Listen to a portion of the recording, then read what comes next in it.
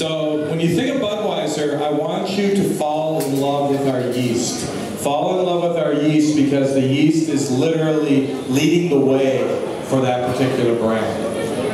И если вы будете описывать бренд Bud, то порядка 80% вкуса пива Bud определяется дрожжами, которые используются в процессе пивоварения.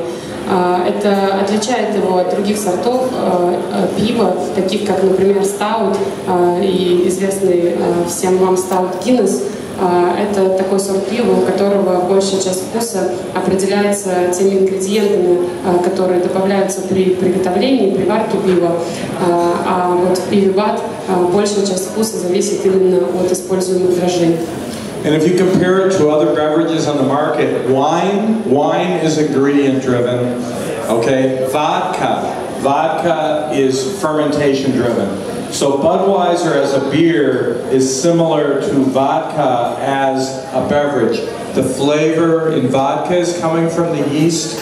The flavor in Budweiser is coming from the yeast. И если вы будете сравнивать разные категории напитков, то Budweiser и сорт пива Bud, он будет ближе скорее к водке, чем, например, к вину, потому что вино — это та категория, у которой вкус также в первую очередь определяется ингредиентами, а, например, водка — это тот напиток, это категория, у которой вкус определяется в первую очередь ферментацией.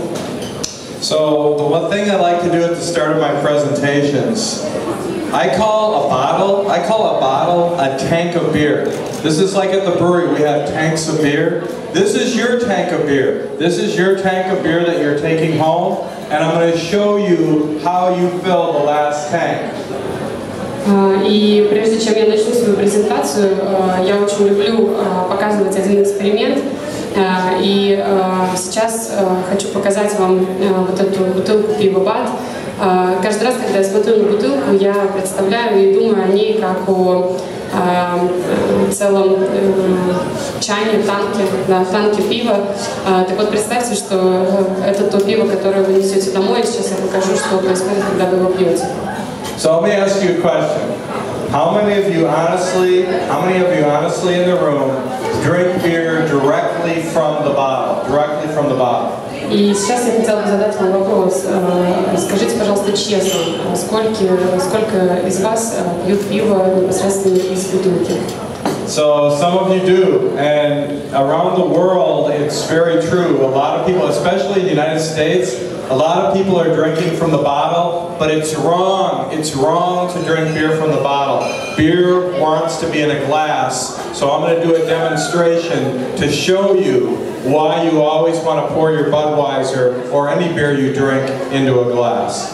Ну и очевидно, что некоторые из вас пьют пиво из бутылки, и ничего странного в этом нет, потому что люди во всем мире делают так же, но это абсолютно неправильно, и пиво всегда нужно пить из бокала, и сейчас я покажу вам почему. So in front of you, I want you to pretend that both of these beer glasses are stomachs. These are two different human stomachs. This is the stomach of someone who drinks their beer from the bottle or pours it the wrong way. And the second beer I'm going to pour, this stomach will be the stomach of someone who pours their beer properly. И сейчас я хочу, чтобы вы представили, что два этих бокала — это желудки людей, которые пьют пиво по-разному, и правый бокал, который Джордж сейчас держит в руке, это желудок того человека, который пьет пиво из бутылки и делает это неправильно. Сейчас посмотрите, пожалуйста, как он наливает пиво, и скажите, сколько из вас делают так же. Сколько человек из вас также наливает пиво? Это неправильный способ налива пива. Зато нет пены. Ни в коем случае нельзя наливать пиво таким образом. After you drank a beer from the bottle or poured it the wrong way. И вот сейчас еще раз представьте, пожалуйста, что это ваш желудок после того, как вы выпили пиво из бутылки или налили его неправильно. This is the right way to pour a beer. А сейчас я вам покажу правильный способ наливать пиво. So I'm releasing the excess carbonation.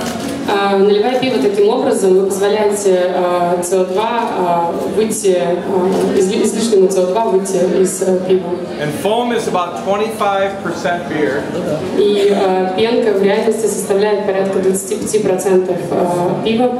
So the carbon dioxide is coming out of the beer and lifting all the aromas to my nose in the headspace. И когда СО2 выходит из пива, он дает возможность аромату достигнуть наших рецепторов. And foam is a beautiful and sexy thing. Ну и пенка, как вы знаете, это очень прекрасная и сексуальная часть пива. So what I want you to compare now is this is the stomach of the person who poured their beer the wrong way or drank from the bottle, and this is the stomach of someone who poured their beer properly. И вот сейчас посмотрите, да, еще раз справа бокал, который олицетворяет желудок человека, который пьет пиво неправильно и наливает неправильно. Левый бокал — это желудок человека, который делает это правильно. So eventually some food has to go into the stomach. Ну и как вы понимаете, вы очень редко пьете пиво отдельно. Как правило, вы еще кушаете какую-то еду, и в какой-то момент она все-таки тоже попадает в живот. So I'm going to put the food in the stomach of the beer I poured properly first. И сейчас я покажу вам, что происходит, когда еда попадает в желудок, в то пиво, которое я налил правильно. So not much really happens. Ну и как вы видите, ничего, практически ничего не происходит. So now I'm going to put the food in the stomach of the beer I poured improperly. И сейчас я вам покажу, что происходит, когда еда попадает в желудок, в то пиво, которое я налил неправильно.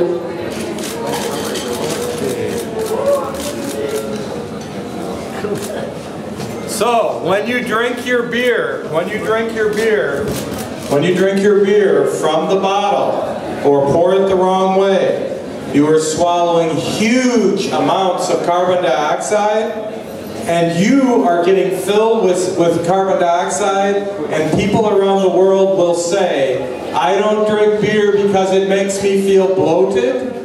But it's not the beer that's making you bloated, it's the fact that you're actually not consuming the beer the way the brewer wanted you to consume it. Ну и, как вы видите, вот что происходит в желудке человека, который наливает пиво неправильно. Вы поглощаете огромное количество СО2. И, как вы знаете, люди по всему миру очень часто говорят, что они не любят пить пиво из-за того, что они чувствуют, как их там раздувают или что-то еще с ними происходит. Но на самом деле это происходит не из-за пива, а из-за того огромного количества СО2, которое они проглатывают. So I always consider beer like one of my children. This is my child. And I say, please treat my child properly by pouring the beer the proper way into the glass. Ну и поскольку я отношусь к пиву как к своему ребенку, и это один из моих детей, я прошу вас обращаться с моими детьми, с моим ребенком хорошо. So Budweiser is a story.